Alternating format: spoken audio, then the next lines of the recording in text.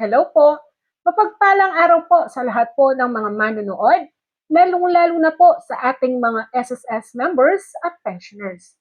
Welcome po sa aking YouTube channel.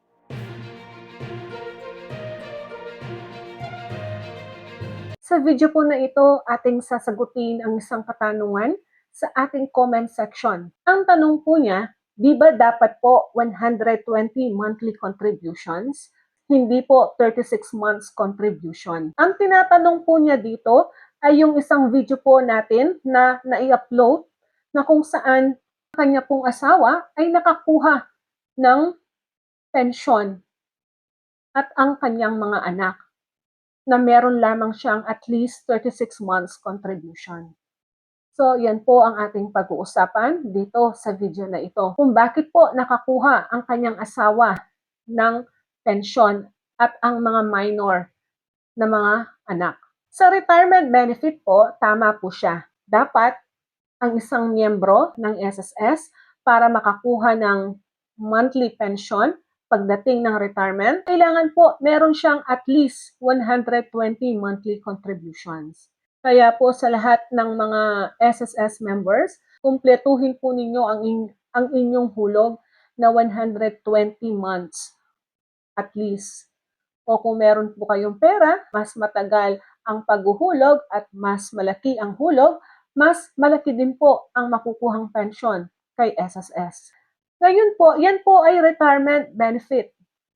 Yung pong at least 36 months contribution, ang tinutukoy po natin dito ay ang SSS member na nawala na po o deceased na.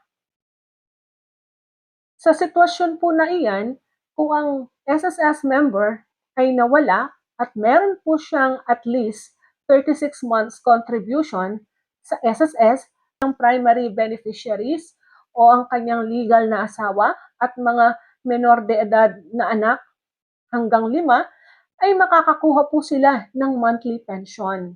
Yan po ay nakasulat sa mismong Social Security Act 2018.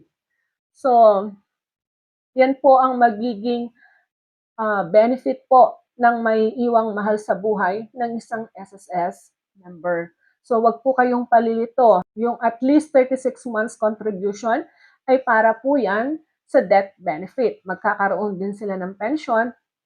At yung at least 120 months contribution ay para po sa retirement ng isang SSS member. Yan lamang po ang ating SSS information ngayong araw na ito. Have a nice day po at God bless us all. Ito po ang inyong lingkod, Pro Information Hub.